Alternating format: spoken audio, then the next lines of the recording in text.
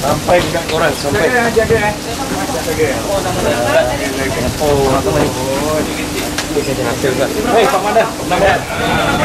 Barang-barang ni ya. Laporan ni. Okey.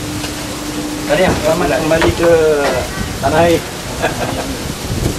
Kembali. Okey.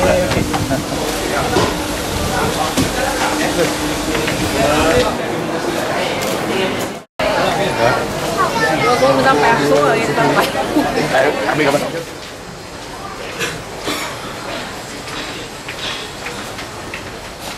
Masuk ke dalam juga macam ingal-ingal kan lambat dan 12.5 Alhamdulillah, syukur dapat jumpa.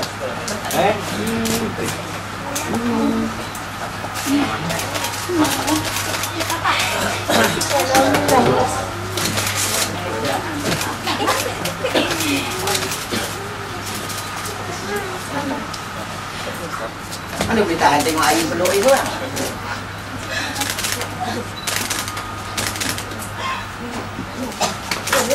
Mana abang?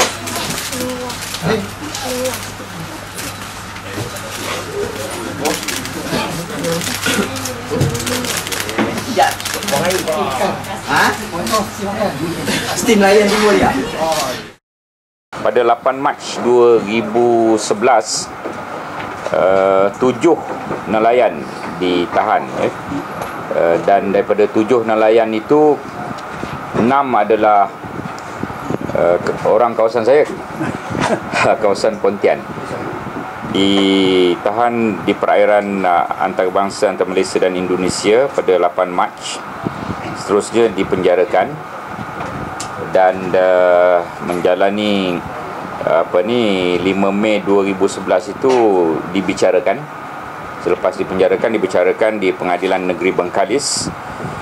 7 nelayan yang berkaitan itu didenda 2 tahun 6 bulan penjara serta denda 1 miliar rupiah, bersamaan RM350,000 Malaysia sekepala. Kalau tidak dapat membayar, tambah lagi 6 bulan penjara. Ini saya cerita kronologi peristiwa ini. Pada 7 Jun 2011, keputusan Pengadilan Tinggi Pekanbaru, iaitu rayuan mengekalkan hukuman dan denda sebanyak 2 tahun 6 bulan dan RM350,000 seorang itu. Pada 7 Jun itu, untuk pengadilan di Pekanbaru, saya selaku ahli parlimen telah melantik Pak Mahadar. Itu Pak Mahadar sebagai peguam bela mewakili ke-77 nelayan. Dan kita juga mendapat nasihat daripada Wisma Putra bagaimanakah kaedah-kaedah, dan saya juga memanggil Pak Mahadar datang ke pejabat saya di Putrajaya, dan saya juga membayar segala kos guaman kepada Pak Mahadar bagi pihak keluarga, sebab mereka tak ada duit pun nelayan kos yang agak besar itu mereka tak dapat. Jadi saya nak pastikan bahawa rakyat Pontian ini dibela walaupun di luar negara, tetapi dikekalkan keputusan itu.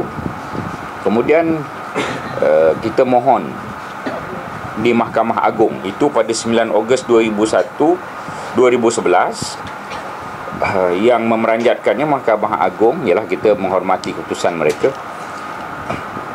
bukan mengurangkan penjara itu, tambah jadi 4 tahun. Daripada 2 tahun tambah jadi 4 tahun. Ingatkan setahun ke apa semua. Dan semua penjara dan juga denda tu dikekalkan, cuma ditambah daripada 2 tahun 6 bulan jadi 4 tahun. Ada yang tak ditulis dalam kronologi ini. Yang tak ditulis dalam kronologi ini ialah saya bertemu dengan Perdana Menteri, saya juga berbincang dengan Wisma Putra, Datuk Seri Anifah Aman, Dan sekurang-kurangnya 2 kali Perdana Menteri menyebut perkara ini kepada bapa SBY. Itu tak ditulis di sini sebab kita hanya perlu menyebut bahawa rundingan antara Datuk Seri Najib Perdana Menteri dalam banyak-banyak perkara yang dirundingi bersama bapa SBY, ini adalah salah satu yang dirundingkan dalam banyak-banyak perkara bersama dengan bapa SBY. Dan yang terkini selepas dijatuhi 4 tahun itu, perjumpaan yang terkini ialah di Bali, bila Perdana Menteri ada perbincangan dengan bapa SBY di Bali. Kita akhirnya pada 24 Disember Presiden Indonesia melalui proses pengampunan Presiden telah dikemukakan oleh Kerajaan Malaysia, Wan Wisma Putra menawarkan pengampunan pada 7 nelayan tersebut, pengurangan penjara 3 tahun 3 bulan, dan denda RM1 miliar itu dihapuskan pada 24 Disember. Dan saya ada suratnya ini, surat Bapak Presiden. Kali pertama lah saya menerima satu surat daripada Presiden Republik Indonesia ni, dan menyebut tentang perkara asal tuduhannya apa, dan kemudian setiap nama itu disebut. Akhirnya ditetapkan oleh Presiden Republik Indonesia dengan tanda tangan Dr. Haji Susilo Bambang Yudhoyono 24 Disember 2011. Kami dimaklumkan ini pada 4 Januari, ialah masa tu cuti Christmas dan sebagainya, dan diuruskan, kita minta Pak Mahadar untuk membantu pengurusannya. Mereka juga tidak ada dokumen ketika di sana, bukan begitu? Tak ada dokumen. Nak tahu, tuan-tuan nak tahu tak kenapa tak ada dokumen? Sebab dia orang ni carikan kat Laut Malaysia apa nak bawa pasport. Saya tak nak pergilah kepada kontroversi apa yang berlaku, Yang pentingnya hari ini telah dilepaskan dan dibebaskan dengan pengampunan Presiden. Dan pertamanya saya mewakili keluarga ni. 9 bulan mereka tak bertemu anak isteri. Mereka tentunya merakamkan terima kasih kepada, yang pertama Datuk Najib, gambar tu. Yang kedua, terima kasih Bapak Presiden SBY tu kat dinding merah putih. Dan itulah yang penting yang ingin kita nyatakan di sini. Pengampunan Presiden ni jarang kita perolehi. Saya tak tahulah dalam sejarah Malaysia ada berlaku atau tidak. Ini adalah satu perkara yang bersejarah, bukan begitu? Kalau saudara cek dalam archive masing-masing, saya tak pernah dengar lagi setakat yang saya membaca akhbar dah berpuluh tahun ni.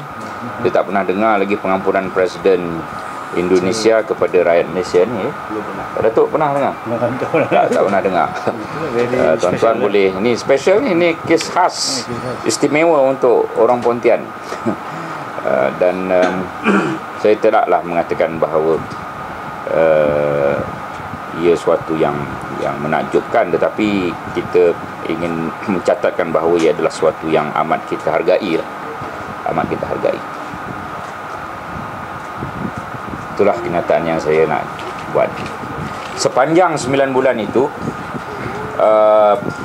saya selaku ahli parlimen kerap kali berjumpa dengan keluarga. Yang terkini pada 20 hari bulan Disember memberi duit sekolah untuk 9 anak. Dan sebelum itu pun beberapa siri yang saya bantu keluarga yang ditinggalkan. Iaitu tugas saya sebagai ahli parlimen, untuk membantu sikit sebanyak kepada keluarga yang ditinggalkan. Ini suatu ini suatu tanda, satu petanda yang cukup baik hubungan, petanda sahih hubungan Malaysia Indonesia itu amat baik. Hubungan kerajaan dengan kerajaan amat baik. Hubungan antara rakyat dengan rakyat amat baik. Hubungan antara peniaga dengan peniaga amat baik. Hubungan antara negeri-negeri amat baik. Kadang-kadang sikit je adalah bunyi-bunyi beberapa kumpulan-kumpulan kecil yang terpencil sahaja, Tapi dari segi hubungan rasmi amat baik. Dan ini petanda rasmi, petanda hubungan rasmi yang amat baik antara dua negara. Saya dah maklumkan pada Perdana Menteri perkara ini juga dah dimaklumkan oleh Menteri Luar dalam mesyuarat Kabinet 2 hari lepas, hari Rabu. Tetapi pada ketika itu kita tidak pasti sehingga Mac ke baru dikeluarkan, dibebaskan. Rupa-rupanya dibebaskan serta-merta, ya. Sebab pengampunan 3 tahun 3 bulan ini maksudnya mereka berada dalam penjara 9 bulan. Kan begitu, ya? Hampir 10 bulan, 9-10 bulan.